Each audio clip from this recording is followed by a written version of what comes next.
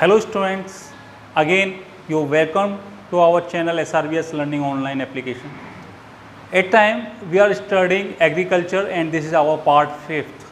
And in this part we are going to know about the non-food crop. Non-food crop के बारे में हम लोग बात करने वाले हैं यहाँ पे. Non-food crop के अंदर जैसे कि हमारा रबर है, कॉटन है, जूट है और सिल्क है. इसके बाद हम लोग बात करने वाले हैं technological and reformation of in the field of the agriculture. तो फिर उसके बाद में हम बात करेंगे कि किस तरीके से हम रबर जो है नॉन फूड क्रॉप,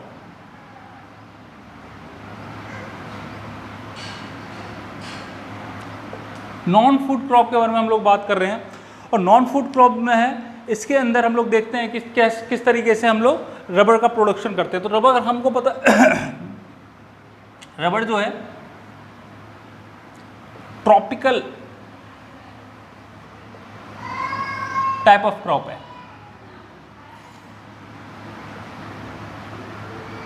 और ट्रॉपिकल टाइप है, but in some circumstance we can grow in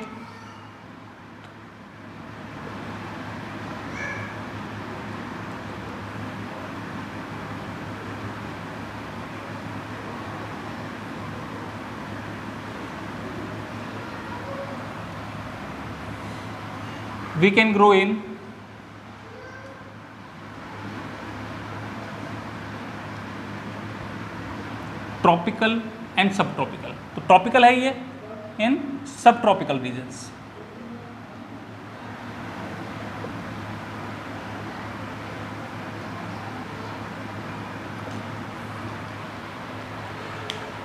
तो कुछ सर्कमस्टेंसेस के अंदर हम इसको सब ट्रॉपिकल रीजन्स के अंदर भी ग्रो कर सकते हैं. देखिए वीडियो जो है थोड़ा सा हो सकता है आपको इस वक्त ऐसा लगे कि बहुत सारी चीज़ें जो है लर्निंग के लिए हैं. तो yes, it is a part of economic. तो हमको यहाँ पे थोड़ा सा डाटा देख के चलना पड़ेगा, न्यू डाटा देख के चलना पड़ेगा और थोड़ा सा जो है इन चीज़ों को रिमाइंड करना पड़ेगा. तो tropical type crop but in the circumstances we can grow in subtropical regions. जो सब ट्रॉपिकल रीजन्स के अंदर और ट्रॉपिकल टाइप क्रॉप है, तो इसका मतलब ये है कि जो रेन जो होगी, यानी कि जो एवरेज रेनफॉल होगा वो किस तरीके का होगा. एवरेज रेनफॉल होगा हमारा more than 200 centimetre, more than 200 centimetre से ऊपर का इसका रेनफॉल होगा. जो टेम्परेचर होगा, सीधी सी बात है, सब ट्रॉपिकल है तो हाई टेम्परेचर चाहिए होगा. जो एवरेज टेम्परेचर होगा वो कैसा होगा, हाई होगा, अबव 30. उसके बाद जो इंडिया के अंदर जो है, इंडिया के अंदर लगभग इसका 4th रीजन होता है. इसका आपके बुक के अंदर पेज नंबर 42 के ऊपर जो है एक ग्राफ दे रखा है. वहाँ पे ये दिखा रखा है कि किस तरीके के डिफरेंट रीजन में यूज़ होते हैं. डिफरेंट रीजन में हो सकता है कि यहाँ पे इसका जो सबसे ज़्यादा प्रोडक्शन है वो आपका ऑटोमोबाइल्स के लिए जो टायर बनते हैं उसके बाद उसके अंदर होता है. प्लस 10% लगभग इसका जो है रबर और साइकिल के लिए जो ट्यूब एंड टायर बनते हैं उसके अंदर होता है. फिर उसके बाद कैमल बैग के ऊपर होता है. उसके बाद डिफरेंट प्लेसेस के अंदर इसका जो है इस्तेमाल होता है. तो rubber is a important type of cropping pattern. और उसके बाद हम लोग बात कर लेते हैं एक बहुत इम्पोर्टेंट क्रॉप की, it is a fibre crop. तो फाइबर क्रॉप जो है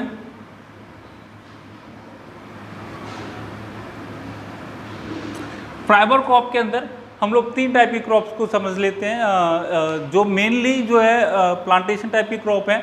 इसके अंदर कॉटन हो जाए, जूट हो गया और हेम्प हो गया.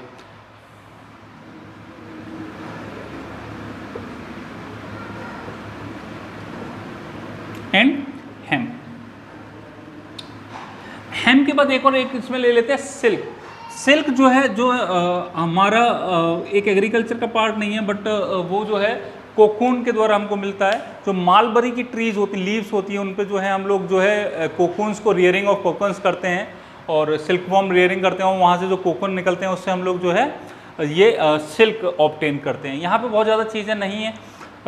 अच्छा, उसके बाद क्या है कि कॉटन जो है, कॉटन के बारे में थोड़ा सा जान लेते हैं और थोड़ा सा हम लोग जो है सिल्क के बारे में जान लेते हैं. तो कॉटन के बारे में समझ लेते हैं. कॉटन जो है इसके अंदर तो ये माना जाता है कि जो कॉटन है वो नेचुरल होम है इंडिया का। हम लोग पहले जान रहे थे कि जो बाहर से जो व्यापारी आते थे, चाहे वो ब्रिटिश व्यापारी हों, चाहे वो सिंधु घाटी सभ्यता के अंदर जो व्यापारी हों, वो सारे आकर इंडिया के साथ कॉटन का बिजनेस करते हैं। तो कॉटन का जो है वो हमारा क्या है, नेचुरल होम है। कॉटन हमारा एक नेचुरल होम है। तो यहाँ पे जो हम लोग इस वक्त जो है third largest producer in the world है। और उसके बाद कॉटन जो है, कॉटन के लिए जो कंडीशंस चाहिए, ये सबसे अच्छी जो होती है वो ब्लैक सॉइल के ऊपर होता है। तो कॉटन के लिए जो सॉइल चाहिए वो कैसी होती है, अच्छा ये क्या है, it is a type of kharif crop. Kharif crop है, ग्रोन इन ब्लैक सॉइल। हमने पिछले टॉपिक में पढ़ा था कि black soil also called eight रेगूर सॉइल। अच्छा, रेगूर सॉइल इसको कहा जाता है, ब्लैक सॉइल है, खरीफ क्रॉप है, ब्लैक सॉइल है, रेगूर सॉइल है। ये hardly needs not lots of irrigation यहाँ पे नहीं चाहिए होता है। इट्स अ लाइट रेन चाहिए होता है और with the help of irrigation हम लोग इसको कर सकते हैं। तो लाइट रेनफॉल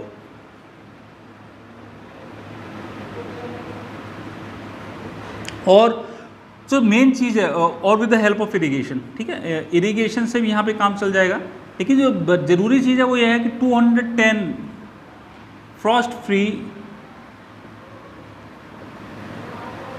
डेज हम यहाँ पे चाहते हैं। जिस तरह से गन्ने के लिए हम लोग चाहते थे, उसी तरह से यहाँ पे हम लोग 210 फ्रॉस्ट फ्री डेज यहाँ पर हमको ज़रूरत पड़ने वाली है। तो ये सब ये चीज़ें हो गई। अच्छा, ये इसका जो प्रोडक्शन होता है, यहाँ पे देखो रबर का प्रोडक्शन जो था, ये जो रबर का जो सबसे ज़्यादा प्रोडक्शन हो रहा है वो रहा है आपका केरला में, आफ्टर दैट तमिलनाडु,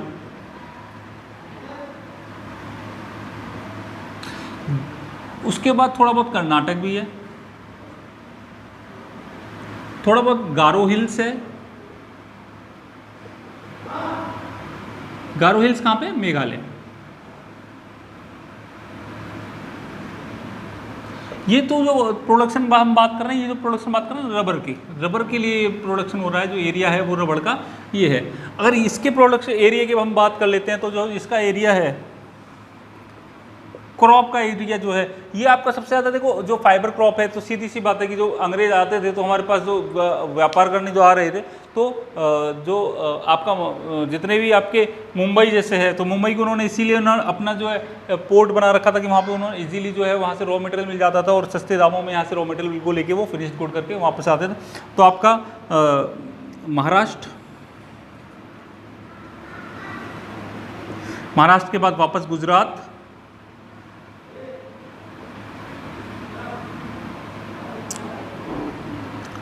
फिर कर्नाटक, आंध्र प्रदेश,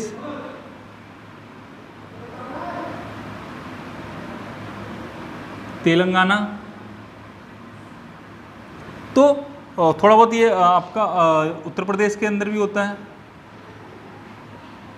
यहाँ पे आपका एमपी के अंदर भी है, तो सोन। तो ये आपका जो है प्रोडक्शन हो गया, एरिया वाइज प्रोडक्शन हो गया। और ये वीडियो जो है थोड़ा सा हम लोग जो है इसमें एक इम्पोर्टेंट टॉपिक पढ़ने वाले हैं यहाँ पे, टेक्नोलॉजिकल एंड इंस्टीट्यूशनल रिफॉर्म के बारे में। टेक्नोलॉजिकल एंड इंस्टीट्यूशनल रिफॉर्म हम यहाँ पे पढ़ने वाले हैं कि जो खेती है, जो एग्रीकल्चर है, वो किस तरीके से गवर्नमेंट के कुछ एग्रीकल्चर एंड इंस्टीट्यूशनल रिफॉर्म में हुए जिसमें इन्होंने हेल्प की। तो 5 मिनट में चलिए वो पढ़ लेते हैं। It's a very important topic in this lecture. तो ये क्वेश्चन कई बार यहाँ पे पूछा जाता है। जो भी चीज़ें मैं बोर्ड पे करा रहा हूँ, तो प्लीज़ वो अपनी कॉपी में आप लोग राइट डाउन करोगे as in a fair notebook की तरह उसको राइट डाउन करिए, उसके नोट्स बनाइए। It is very important. After explain this chapter और fulfil this chapter we can go to the question part. Question part में हम लोग जाएंगे और यहाँ पे हम लोग समझने वाले हैं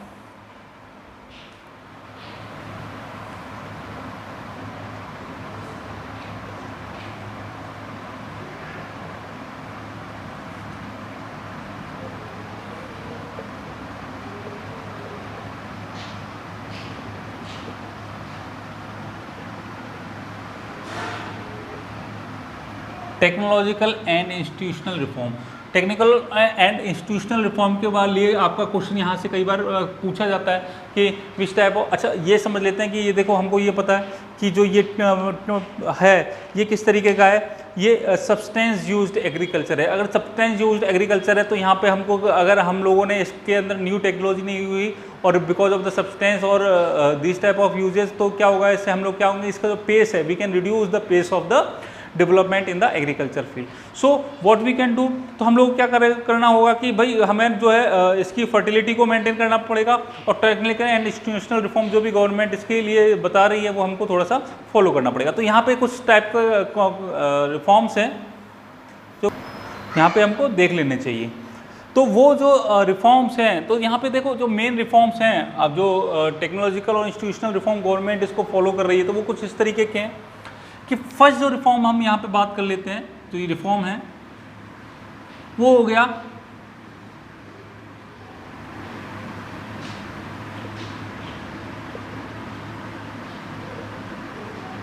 कलेक्टिवाइजेशन। कलेक्टिवाइजेशन आपका हो गया एक तरह से सहकारिता, ये सामूहिकरण। सामूहिकरण जो हो गया, यानी इसमें जो है वो गवर्नमेंट जो है क्या करने वाली है, कलेक्टिवाइजेशन में जो गवर्नमेंट है वो क्या करने वाली है, वो सामूहिकरण करेगी। उसके बाद कलेक्टिवाइजेशन के बाद सेकंड जो इसमें पार्ट होगा वो होगा कंसोलिडेशन ऑफ होल्डिंग।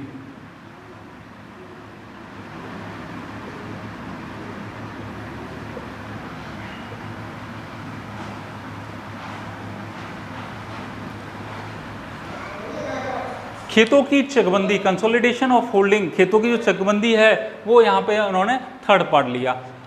और थर्ड, इसके बाद जो थर्ड पार्ट है वो क्या है, abolition of zamindari.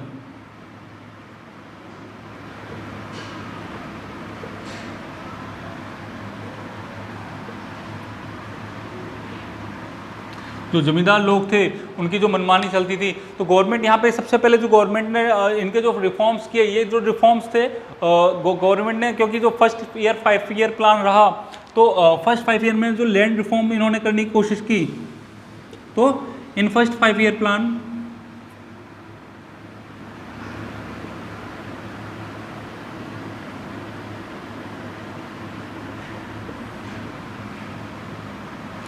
Government opt to land reform।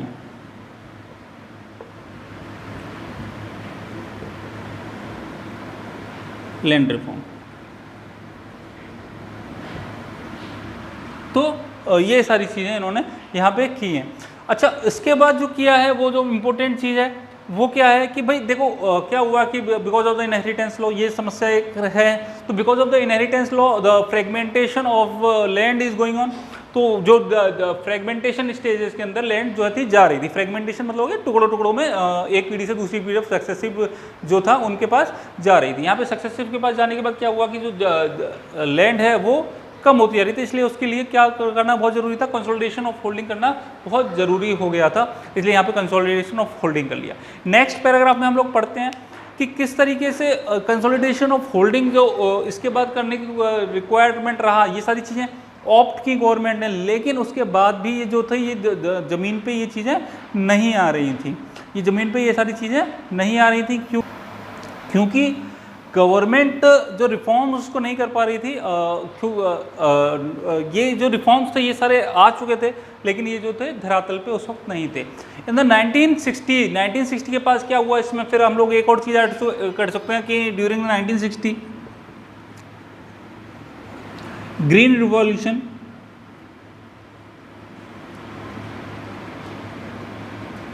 Green revolution की वजह से यहाँ पे क्या हुआ, राइस और वीट की जो प्रोडक्शन में जो है एक बम्पर प्रोडक्शन इनका स्टार्ट हो गया, because we can use the high yield variety seeds. तो 1960 के अंदर जो ग्रीन रिवॉल्यूशन हुआ, 1966 में उस वक्त इंदिरा गांधी सरकार थी, और MS स्वामीनाथन जो है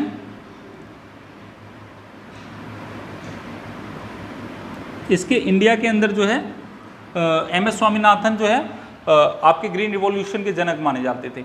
उसके बाद क्या हुआ कि जैसे जैसे और टाइम हुआ तो 1960, 1980 और 1990 के पास जो कुछ रिफॉर्म्स आने लगे, गवर्नमेंट के रिफॉर्म आने लगे, क्योंकि ग्लोबलाइजेशन का पीरियड होने लगा, तो गवर्नमेंट ने एक इंश्योरेंस स्कीम बना दी, इंश्योरेंस स्कीम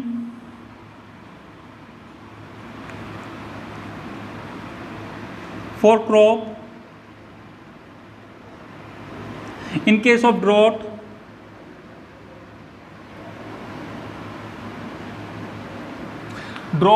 एक्सीडेंट, रेनफॉल, ऐसी कोई भी अगर दिक्कत हो रही थी तो यहाँ पे एक इंश्योरेंस स्कीम बना दी, और उसके बाद जो है गवर्नमेंट ने क्या किया कि केसीसी कार्ड बना दिए, किसान क्रेडिट कार्ड, केसीसी कार्ड बनाना स्टार्ट कर दिया, किसान क्रेडिट कार्ड। और उसके बाद PAIS personal accident insurance scheme इन्होंने लागू कर दी।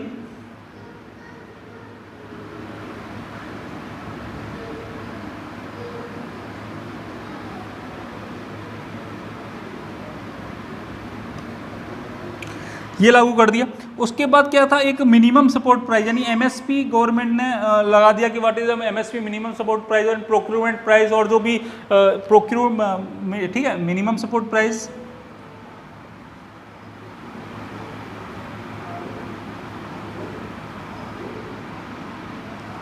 फिर प्रोक्यूरमेंट प्राइस,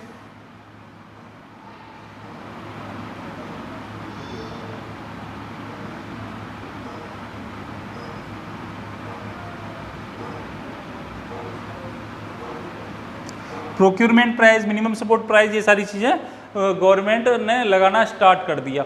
उसके बाद क्या हुआ कि जैसे जैसे ये चीज़ें हुई, बिकॉज ऑफ द से फॉर द स्पेक्टुलेशन, जो भी सटोरिये थे या फिर यहाँ पे मार्केट के अंदर जो तेजी मंदी करते थे, इस सब चीज़ों से बचने के लिए ये सारे रिफॉर्म्स गवर्नमेंट ने स्टार्ट किए थे। कलेक्टिवाइजेशन या क्या यानी कि सामूहिकरण, लोगों ने मिलकर खेती करना स्टार्ट किया, कंसोलिडेशन ऑफ होल्डिंग, उनकी चकबंदी कराई खेतों की, एबोलिशन ऑफ जमींदारी प्रथा को खत्म किया। In the first 5 year government of to land reform, जो भी लैंड रिफॉर्म्स थे गवर्नमेंट ने लैंड रिफॉर्म से ले संबंधित पूरा 1960 के अंदर ग्रेन रिवॉल्यूशन आया, उससे किसानों के ऊपर असर पड़ा।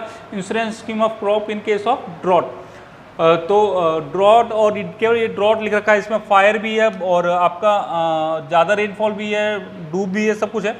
KCC कार्ड, PAIS स्कीम यानी पर्सनल एक्सीडेंट स्कीम और किसान क्रेडिट कार्ड जैसी स्कीम्स आई। मिनिमम सपोर्ट प्राइस जो गवर्नमेंट ने एक किसानों के लिए बचने, एक हेल्प करने के लिए किसान क्रेडिट कार्ड और ये प्रोक्यूरमेंट प्राइस, ये सारी चीज़ें लागू की। इसको टेक्नोलॉजिकल एंड इंस्टीट्यूशनल रिफॉर्म के अंदर हम गए, what is the technological and institutional reforms are used by the government of India to help their agriculture. तो ये सारी चीज़ें हम इसको करेंगे, ठीक है।